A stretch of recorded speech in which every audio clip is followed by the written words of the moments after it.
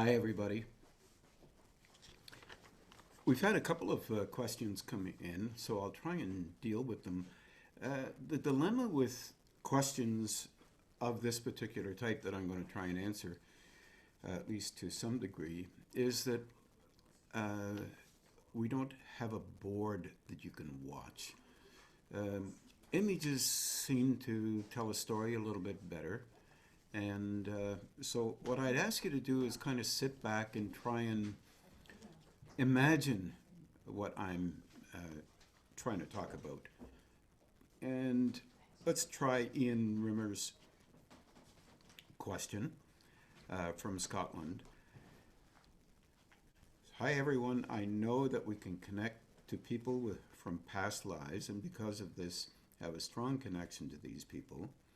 Would it be wiser from a soul level to recognize this and avoid reliving these lives so we can focus on where we are? My basis on this is so that we don't keep going around in circles when we should be continuing our evolving process. It's a great question, really it is. It's a dilemma as far as a question is concerned, because it implies also, Ian, that we have some sort of idea about what our evolutionary process is. Usually, when we're involved with this particular idea, we have many concepts, many different belief systems about our evolving process. And if we can be okay with a little bit of a suggestion and recognize that our goals, theoretically, our goals are to become able enough to have energy coming through us for a purpose of engaging with others and perhaps being of service to others as well as ourselves. Meaning, we are transmitters of consciousness, usually unconscious. Now, thinking about that for a second, we're transmitters of consciousness, usually unconscious. Well, if we relate to living life, any kind of a relationship, if you're single, you're relating to yourself and your own view of how you are. If you're around somebody, usually called another person, and you have a thing called a relationship, then you are engaging energetically with that other person all the time. Usually people are not exactly involved within in the same way as another. I said usually.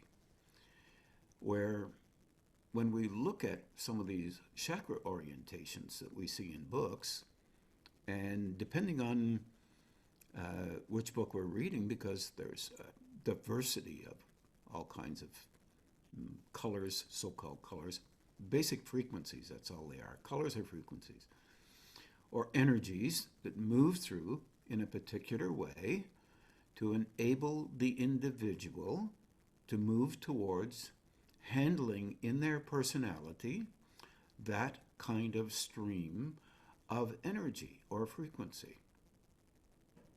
Now let's hold there for a second. Think about that. What I just said was, you may, in your solar plexus, have a blue frequency come through. Well, if you're looking at Theosophy or some other different kinds of belief systems, you would come up with the meaning of that blue frequency. Your meaning would be a suggestion based on a concept, a theory. It helps us to understand, perhaps, at least to some degree, that a blue frequency has a meaning different than a red or a pink or a green or an indigo or a yellow, an orange, a violet. And what we tend to do is then create a kind of version or vision of which one is more important versus another. And these are different principles. A Casey belief system, highly emotionally oriented, which, by the way, is legitimate because we are often in our world highly emotionally focused, even our ways of thinking. You come up with an idea, and it makes sense to you, and then you protect it. Unknown to you, it's an idea that appears to be true to you.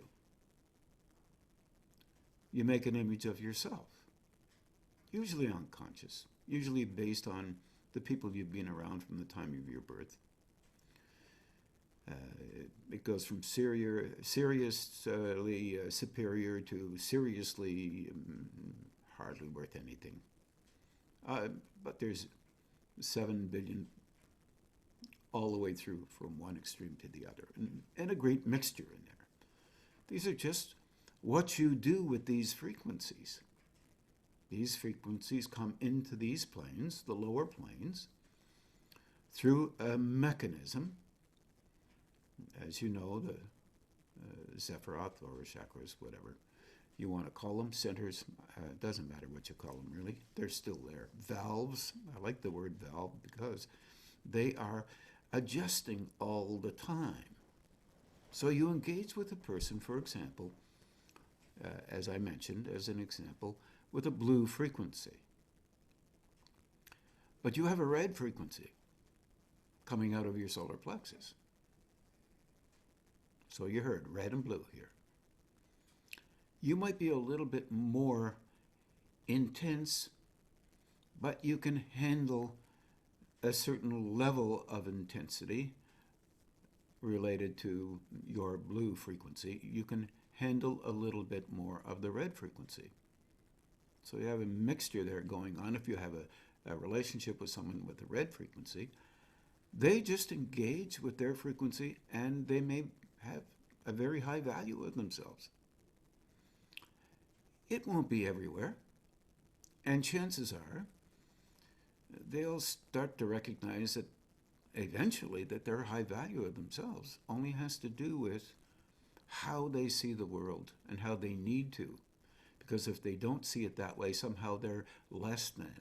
So that's a terribly difficult thing to live with. So there's nothing negative about that whole process. It's just the way they protect themselves and try to handle their day-to-day. The light blue, for example, you might have an engagement with, concepts, ideas. Might be a computer geek. You might be devoted to being the geek. You might be engaged with just being a kind person, and you're devoted to being a kind person. You might be a scientist. You're devoted to being a scientist. You might be an individual who is completely and utterly important and more important than anybody else. And you're devoted to the idea. It's still a devotional orientation. You might have a tremendous amount of light blue in the concept of theosophy. That would be related to devotion, pink and blue. You can see the complexity right away. If you're dealing with another person and they have different frequencies than you do in a certain center, and you're using that center as a major thruster, or you get a lot of power from there, or you're open more in that place from the soul can come in and really give you a lot of force. And as you know, when it comes in through any center, if a lot of force is coming in, it moves to the other centers. They share an engagement with each other. They're not separate from one another. They're constantly in a movement towards becoming involved with a unity as opposed to a separation. So we're always changing, all of us. I often wonder whether a person could actually say out loud, thank goodness we're not that aware of these things going on. Thank goodness we have these other theories that we can lean on so that we don't really know what's real, because we might misunderstand our relationship with others. Well, having said that, basically, we misunderstand our relationship with others, whether we have more awareness or not. So isn't that interesting? So misunderstanding is something that we do well. I don't see that as a negative statement. I see that as a statement that might help us to be a little bit more hesitant when we come up with full-blown answers to what should be or is, and there's no give and take in it. That's really important, because if you have a relationship with yourself, you have to deal with you. I knew somebody who said, and I lived with themselves for 18 years, that's myself as a single person, I never had an argument with me. Well, that wasn't entirely true. Sometimes I wondered why things were coming out of my mouth the way they were. You become interested in finding out about you. Now, from some people's point of view, that's the line of engagement that a person has when they're growing internally, spiritually. And that presents another rule. To really grow spiritually, you must be an individual, not being around anybody. Some of my Hindu friends believe that for sure. Don't align with anybody. Don't make friends with anybody. Even if you have been in alignment before, and begin to recognize that. But what they don't understand is this. If you meet someone from an old timeline, you don't have to be involved with them in a relationship.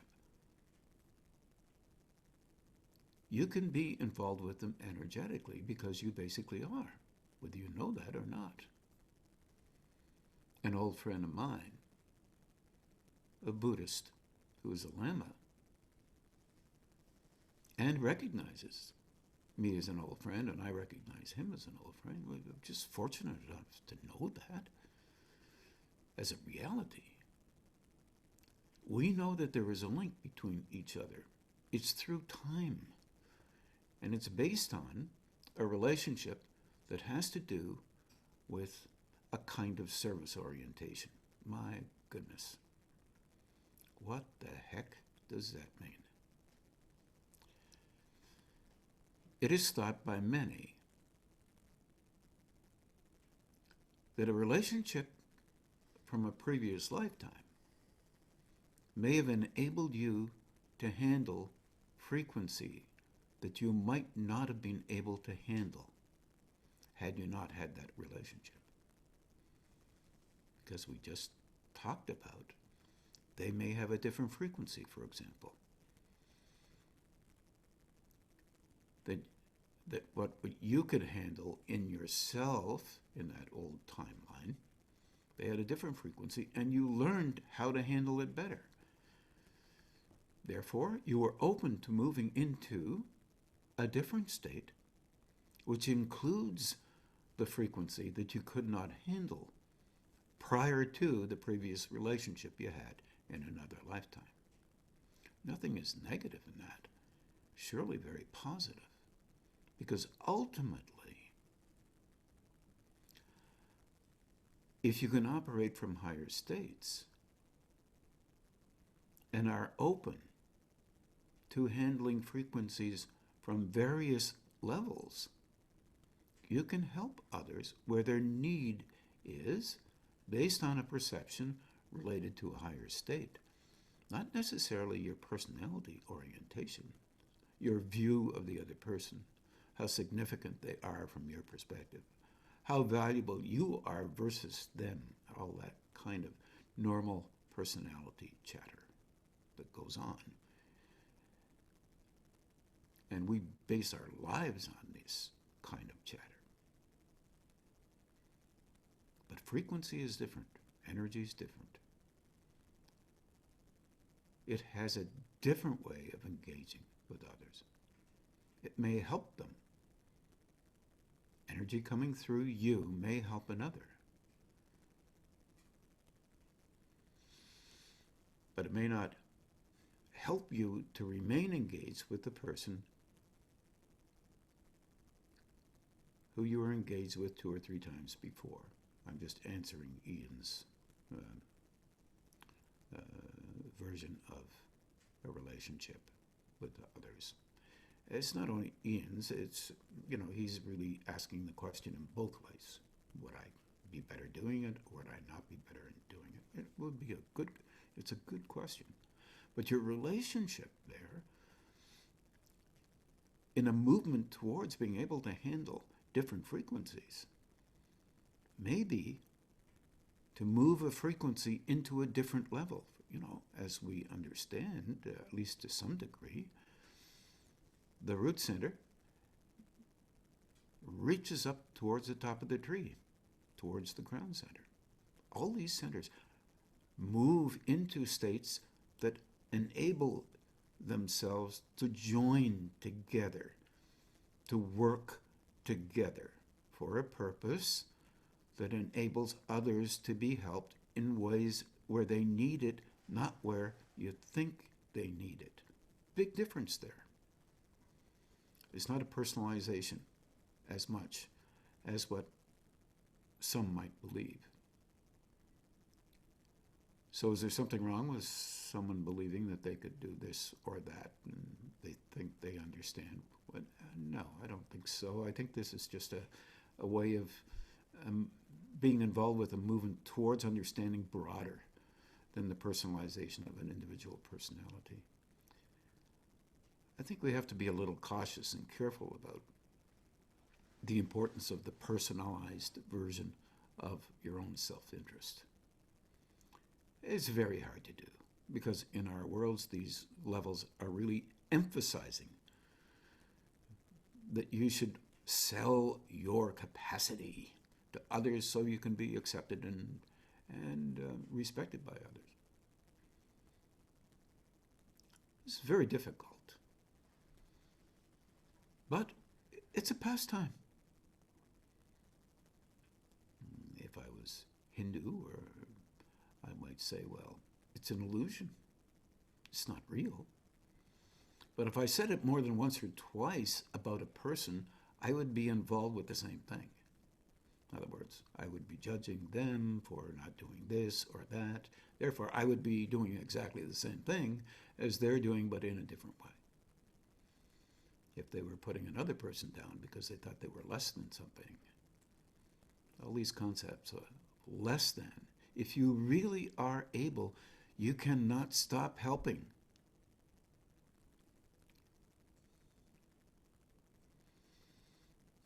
The implication is that you're not in fully charge of everything. But you can allow yourself to considerably involve yourself with broadening out and trying to learn about something that operates through you. Thus, here we go with awareness again. Here's a dilemma with awareness. You can sometimes pick out people that really make you feel comfortable. And you might even say, oh, well, I must have had another life with them, and therefore it might be a really good idea. And for some reason, there's a reflex involved with that. And there is a reflex involved with that. It's like a memory that makes you feel comfortable. You had a little train that was going along a track when you were about 7 or 8, and you had a great time. It was wonderful. Well, kind of the same way. You were involved with a relationship that seemed to you, at least in this current timeline, a very wonderful one. And you might have a sense of being comfortable with a person and wish that you could maintain that. That's just a little bit of a reference point. You become a little bit interested in that person. But in fact, that's not the purpose. But you may not have an awareness that maybe you should back away from that. We don't operate like that. We're not taught to operate like that. We're taught to operate whatever really makes you feel good is the right thing. Well, making you feel bad, what's better? You want to feel bad or feel good? Well, it's a legitimate question.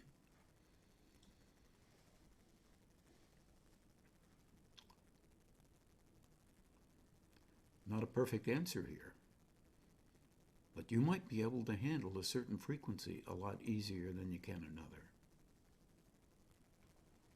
If you had some awareness of that flow moving through you, and that can be attained in some of these exercises that some of you have been doing, you already notice that you can perceive that flow going through you, at least to some degree. And because of that, you can focus on it and realize that you are learning how to be more perceptive. But you also notice that you'll have reflex internal reactions to be interested in people, because the physical body at this level is a knee-jerk, has a knee-jerk intelligence that moves you towards being interested in physical forms based on certain frequencies. Same is true emotionally, same is true mentally.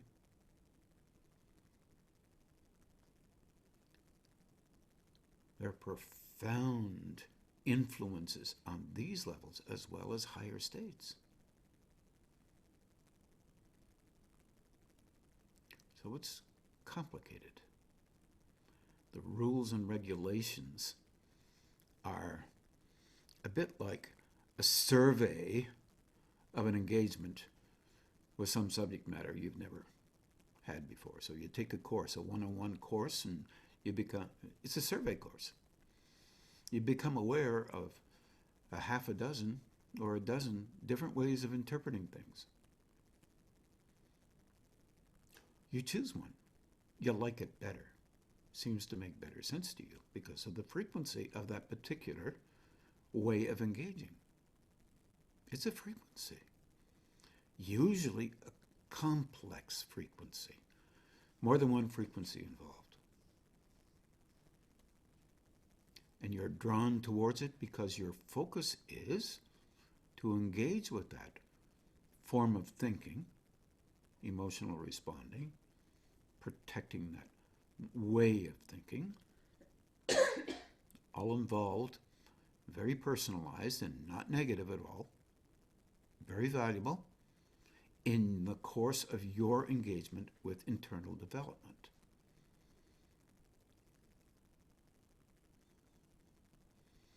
And you move forward in it. And you say, this is better than all the rest. And somebody else who chose something else says, no, you don't understand. This is really better than that. And all of those 6 or a dozen of different kinds of things say the same thing. A little similar to you meeting 12 people over a period of 12 or 14 years. And you come up with the idea, oh, that person is better than this person. You have no idea what you're dealing with. You're dealing with frequencies. And you're dealing with the growth of you.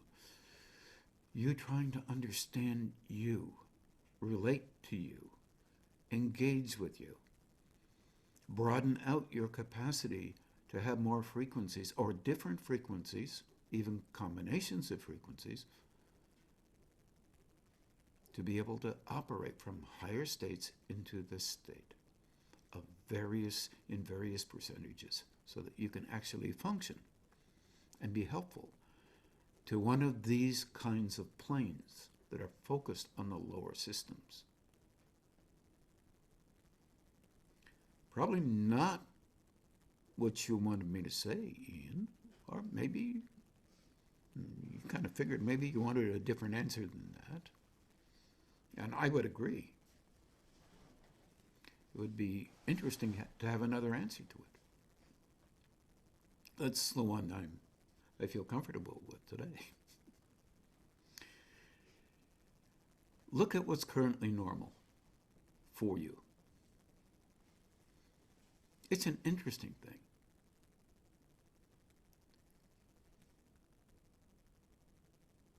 I always remember the thinker. I always forget who did it. Who was it? Rodin, of course.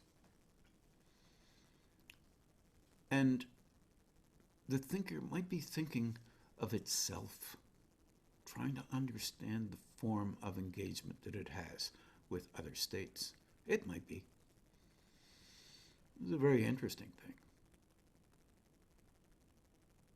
What is it that we are?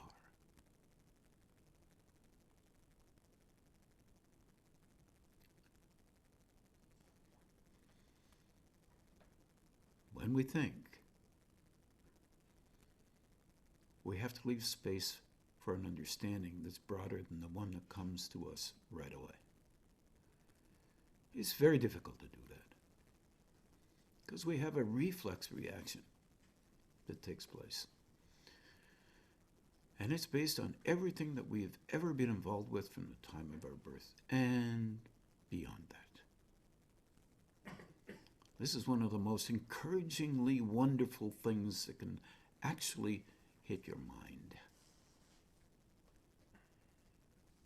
If we have an engagement with these planes, and we are open to having an engagement with other states,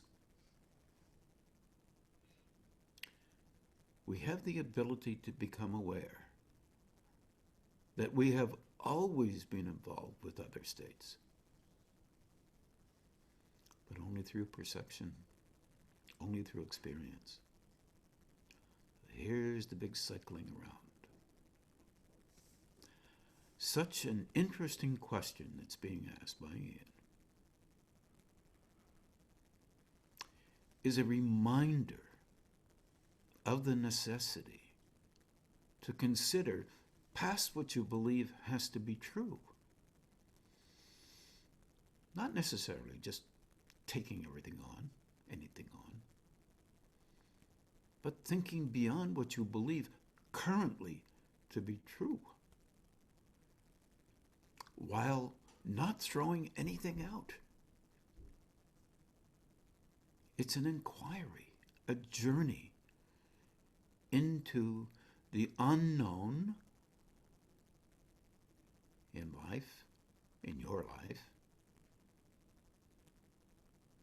while still thinking you want to remain in the same place that you've been in before for the purpose of feeling comfortable. That's why when you do meet people from other timelines, and unfortunately, we can't fully remember whether that was true or not, unless we're fortunate enough to have an experience relating to it. This is what I'm getting at.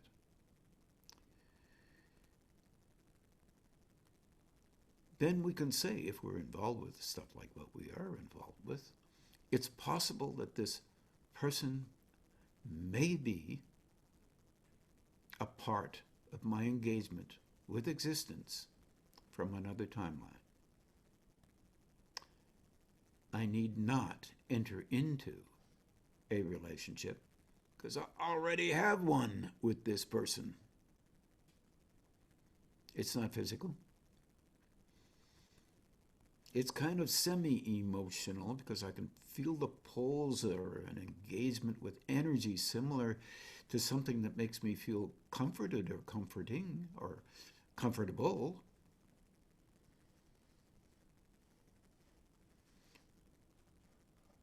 But there seems also to be in that comfort zone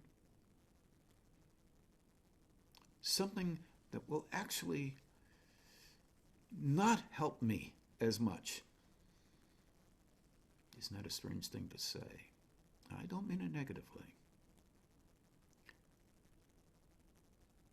But there's something there that if I can perceive it, I can lift it up into a state that enables me to understand life slightly differently. Okay, let's try it. Okay, so here we go. Here's the posit. Are you a universal being? Yeah, okay, oh, sorry, we got to put our, go like this, and we got to get, well, it was naked. No, we don't have to do that. Just begin to think. The first reflex may or may not be, depending on how aligned you are with how you have to think to be reasonably okay as a normal human being, depending on what you already believe. Anyone who thinks like that is an idiot. You only have one life and that's it. End of the world. Okay, that's one way to think. Let's say you have as many lives as it takes for you to be able to handle frequencies that might be helpful to wherever you manifest as a being of consciousness. That's called universal being. Okay, just a minute now. Whoa, don't let this go too quickly. Then what are you here for? You may be here in a world that's unconscious, but creative like crazy in terms of tremendous ideas that they come up with about higher states, about lower states, about how you have to be eligible to engage with a higher state, to be eligible.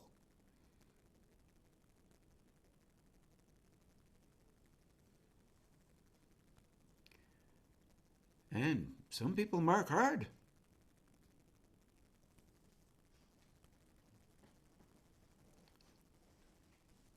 Individuals mark hard. Just think about it. You're here and you've had a lot of stuff that you wish you hadn't done. So you're not worthy. And some people say, no, you're not worthy. But it doesn't go by that.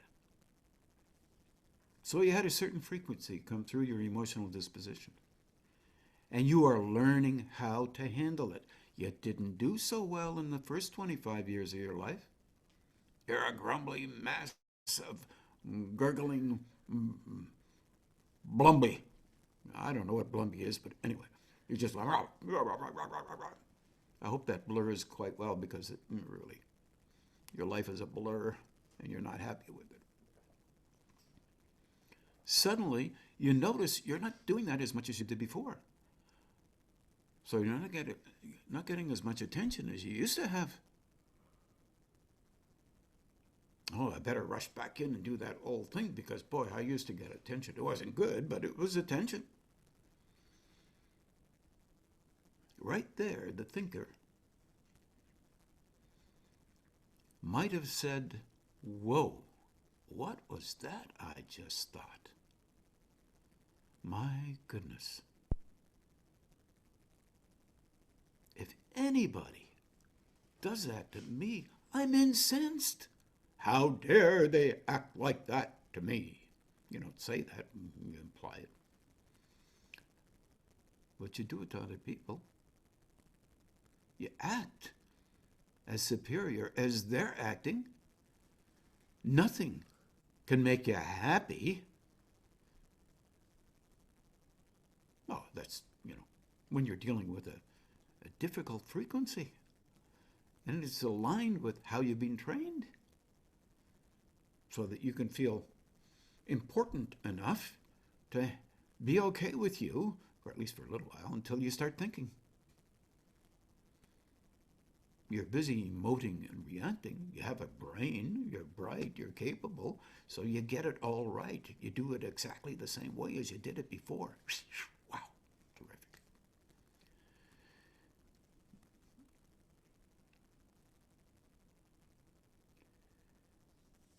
Nothing is negative there. The problem is your perception is focused on others, not on yourself. So you're learning. Because you know the thinker. You think of Rodin's thinker, right? And you think of that once a week. So you go into a state where you're at least 15, 20 minutes a week. You're saying, okay, let me take a look at what I did this week. Oh my God, I did the other thing, the funny thing that I do.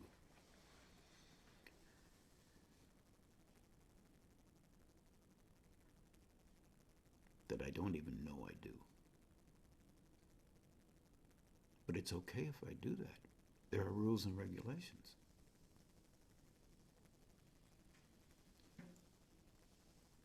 So I guess I'm saying, check out your rules and regulations.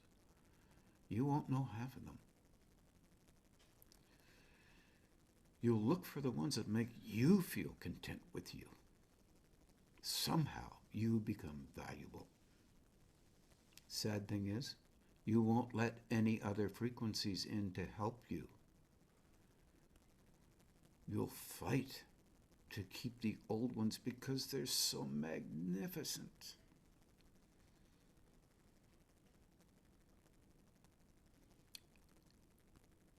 Relationship is important. Relationship with yourself, relationship with others. Here's the biggie. If a higher frequency has a relationship with all of us, why should we not be focused on having relationship with others? Interesting question for those who say, no, no, no, no, no, no. You will be influenced by others. It's true, you will. But then you use your own engagement with mind, with understanding, emotional understanding, mental understanding, and even physically mental and emotional understanding. And you do the best you can. You don't get it perfect. Higher states are not perfect either. Oh, isn't that a terrible thing to say out loud? But they may be more able to engage in those states differently than we can here, because we are here doing the best we can to broaden out our relationship with understanding, knowing full well that each and every one of us to come to conclusions that may or may not be helpful to us in the long run, but become helpful to us in the short haul. So are not negative, but extremely valuable, so that we can rethink them and open more and go beyond where we were before. The same as an individual meeting another previous individual that they were involved with before. Understanding that that was not a negative thing. It was great. It was wonderful. And it helped you somehow. Now move on. You don't negate. You don't poo-poo it. Whatever poo-poo is. You engage with it and say, wow, I think that might have helped me before. The other is growing also. You are doing your best to do the same thing. Will you make mistakes? Sure thing. Will you misunderstand? Of course. It's within our purview to do so.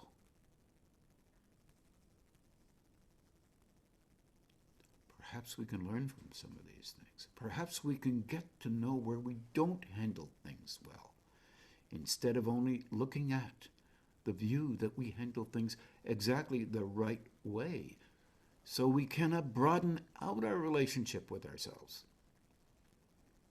It's too scary to do so.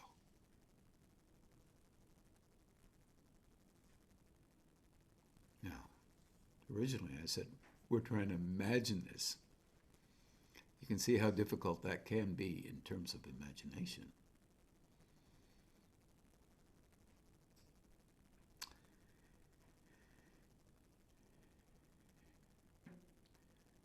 I think we're very fortunate to be able to engage with and understand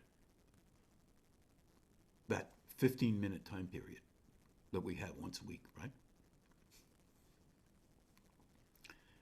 That we are consistently, continually attempting to understand beyond what we could before. It's very uncomfortable. So that eventually, if we are open to understanding differently, those higher states can come in and engage with you as an individual, so that you can misunderstand what is in your mind and begin to try and make sense of it for a time, and then broadening out the sense of it, and broadening out your willingness to go beyond how you are thinking, protecting the emotional dispositional displays that allow you to understand life, within, I mean, and also the understanding of you becoming involved with the recognition that the species itself has a tremendous amount of influence on you, from the very basic structures to higher states. Because potential also of this species has an impact on us. Potential does. From lifetime to lifetime, we're not content with staying in the same place. You may have been an author, a musician, a scientist, a warrior, reckless, afraid. And these things are all in you. But you attempt to be a musician. And you know this is not for you this time. You can. You attempt to be an author. Perhaps that's not even for you. You attempt to be an athlete. You don't have the same body as you had before. Things are easy, but you're not that good at it.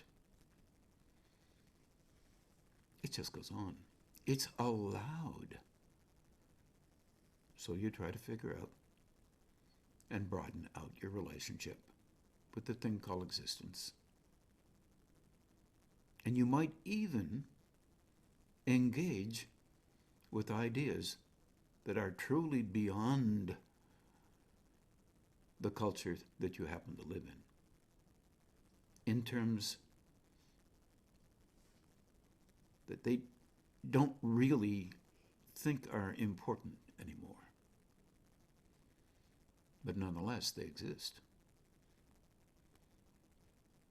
That's allowed too. The culture may not like it, but it is allowed. Your broadening of your relationship with higher states is not recognized by this culture. And when I say this, I mean literally Western culture.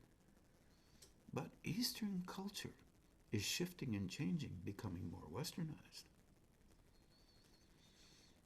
And there's even deviations in various cultural views compared to 50 to 100 years ago. Same as here in the West. Some things are shifting and changing. People are becoming more self-focused, but they always have been. They've always tried to survive. I wish you well with this one, Ian, as I wish all of us well with it, because our relationship with life is a relationship. That 15 minutes a week, I wish it was more, but nonetheless, that you actually become the true thinker, a link up with a higher state, the soul, one could say, if you believe in the soul, higher self, if you believe in the higher self. If you believe in a form through which energy comes into these planes and creates a more physical, emotional, and mental form, whatever that form you call, whatever you call that form, rather, it matters less what you call it. It matters a lot that it occurs.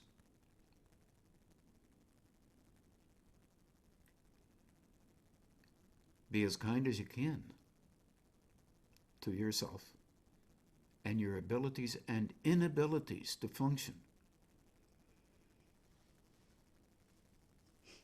through the broadening of your relationship with living. Even as I'm talking, I realize that most of us, after you reach a certain point in life, oh gosh, quite early on sometimes, you don't continue learning. You don't continue school. School is for the young. School is forever. So be forever young. And do what you can. Don't listen to people trying to stop you from learning. There is too much we don't know. And mostly, we're unwilling to change our relationship with a current normal for us.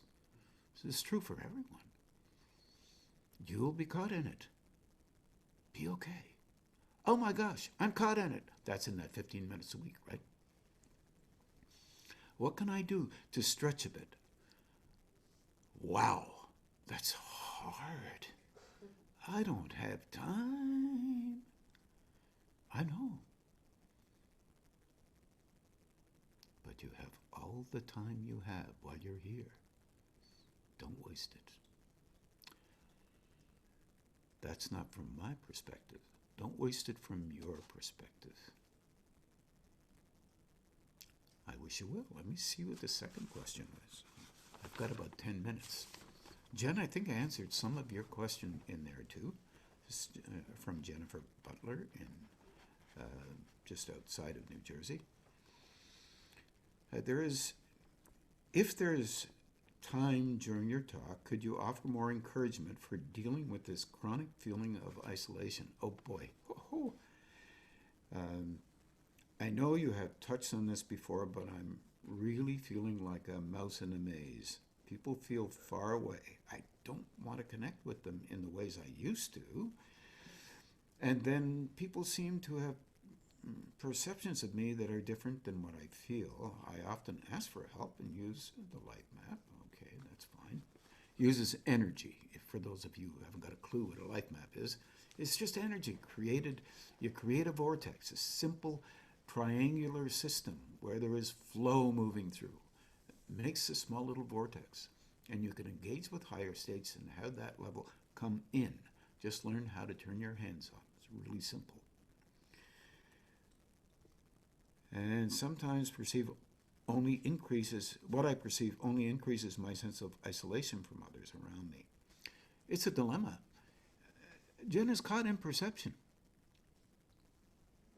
We all have these particular moments of engagement with a sense of being all alone. And this is uncomfortable. We have a reflex to observe from a distance when we're engaging with watching ourselves and how we function. Watching ourselves is serious business. Watching others engages with a lot of criticism. watching ourselves, hopefully, we can learn that we don't have to criticize even others. But we can understand that if others are doing something, you may be doing something similar but not in the same place. Or in the same place for that matter. If you want to be in the same place, fine. It's okay. The dilemma is once you start watching, it feels as if there's a gap between you and what you did before. Did you hear that? What you did before. And you have a real interesting reflex. First of all, the reflex is to get back into doing what you did before. That's a positive engagement with feeling comfortable about yourself and how you think you should be to be the important person you are, or just to survive. Either way. When you start pulling away from that just a bit, you feel an isolation, you feel alone. And that's another reflex that we have. We have that reflex to feel alone because our relationship with feeling alone allows us to know we're doing something wrong. That reflex is involved with getting back into doing what we did before. Nothing is negative in it. It's just there.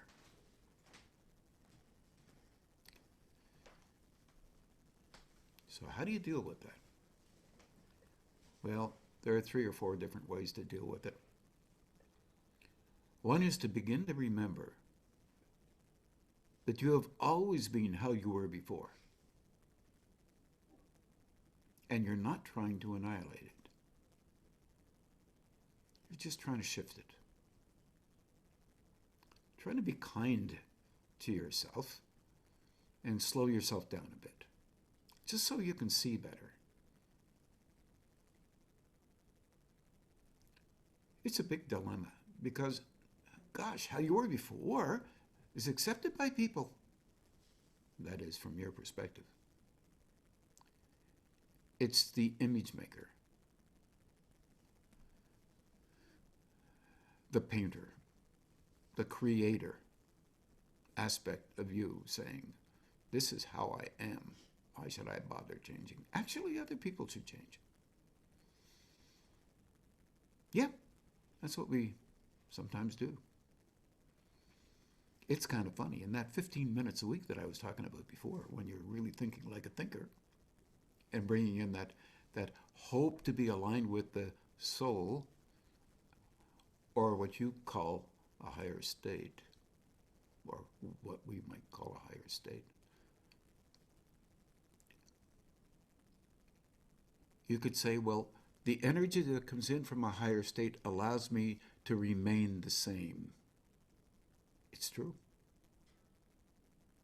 I find it so fascinating.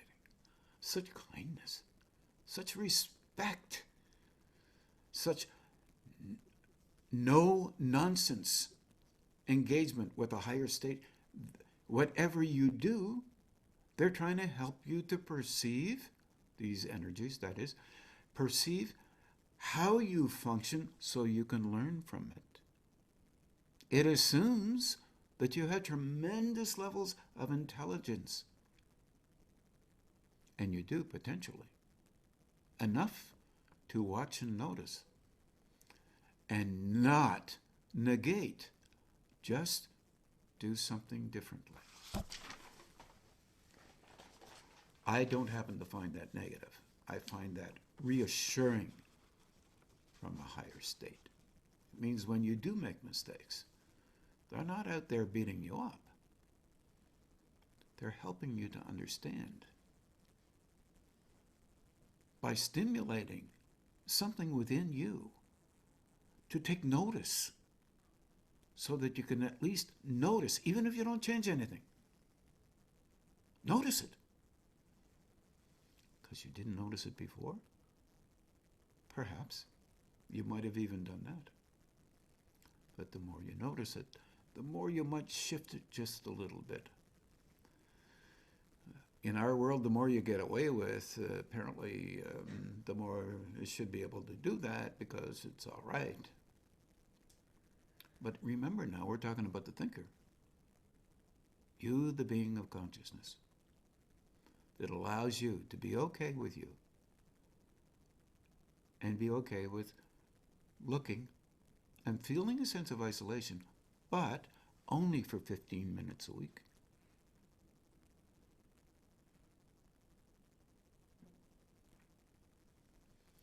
And in that 15 minutes, you're not focused on isolation.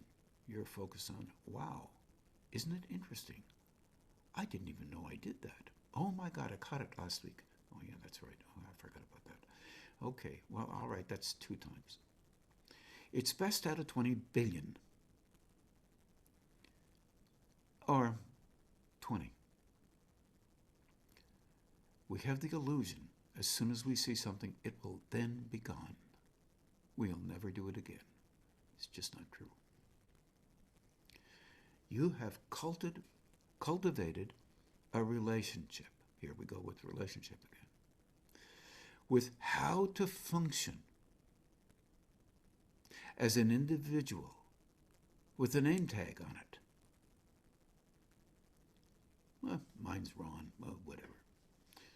Yours is whatever. And that name tag is very important. You would not be recognized if you didn't act like this. As a matter of fact, you would be.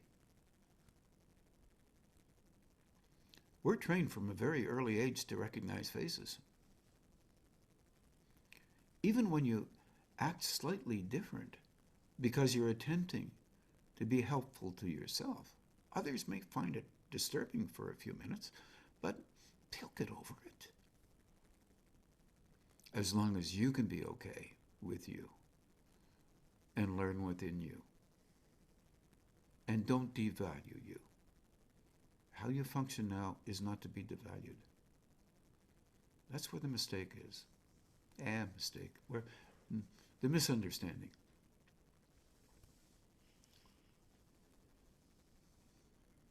We all make mistakes. Recognizing them is helpful.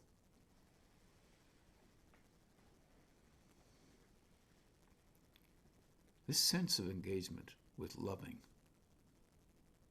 is extremely disturbing. This is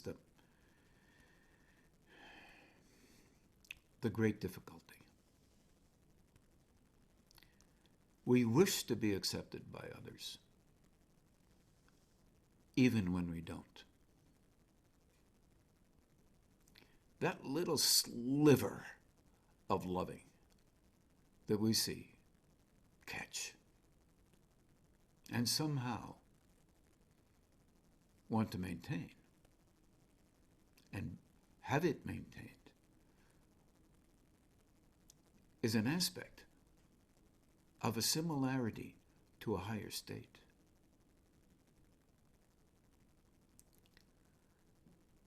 And there is, when you isolate just a bit to try to understand yourself and engage with another state, the isolation is kind of a semi-sense of loving being rejected.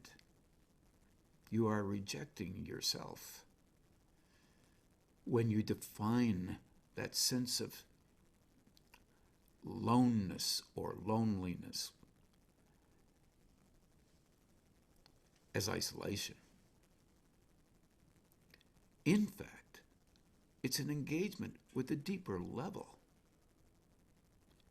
And there is a vulnerability that you notice alongside that particular isolation sense. There's a vulnerability. You really don't know what to do next. But the vulnerability is that you are open to different levels of higher states at that moment. Granted, you are also open to the sense of feeling as if something's wrong, because it is not the same sense of engagement you have with life that you have practiced all your life. This has always been a difficult area for people who have considered valuable a shift internally relating to higher states or growth, whatever you want to call it. Not so simple, but it is there. On top of that, if you can wait it out, there's a sense of loving that begins to engage that's so deeply embedded within you that it's as if it's only in you. And it's not. It's in everybody. A great, deep relationship that is not similar to how you engage with loving. What is normal or has been normal for you in your movement towards engaging or broadening out your relationship into a deeper so-called higher state awareness. That perception zone gets so strong that you can perceive your relationship internally as a vulnerability. It makes you feel as if you are alone, and you are not alone. In that moment, if you can engage with and perceive that flow of energy moving through you constantly all the time, you can hook up with your awareness and begin to perceive or understand that you are not separate from it ever. But true to form, in this stage of engagement, it is normal for you to think that there are two levels of engagement here. One you can perceive, and that level of flow, and others, the other level, much more comfortable because you're engaging with life and you're buzzing around and you are content with the images that you have constructed in life. This is normal. However, at the same time, this other level is still there and still flowing. Those two levels are together. You can engage with life because of it. But it's hard for us to understand because of our level of perception at this stage in our development. But it is there, and when it touches you, and when you can perceive it, it's a place where you can go to know that you are not alone.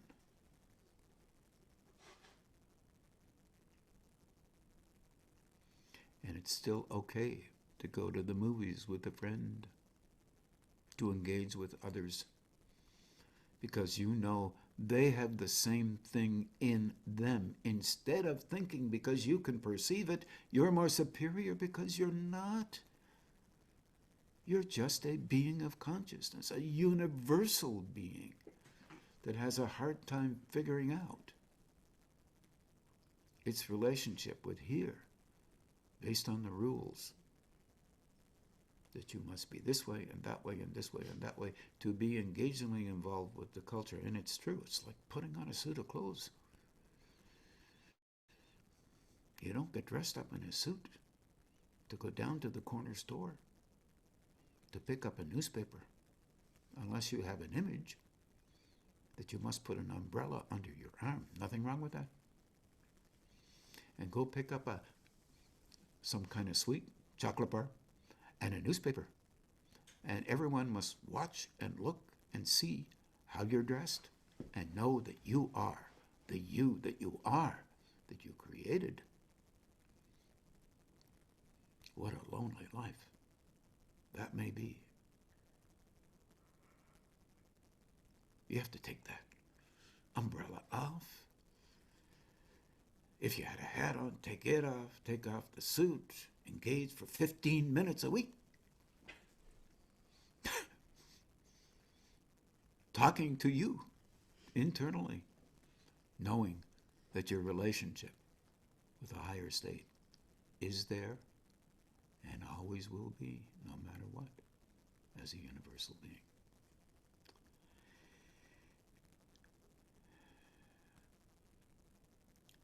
I think I'm slightly over time.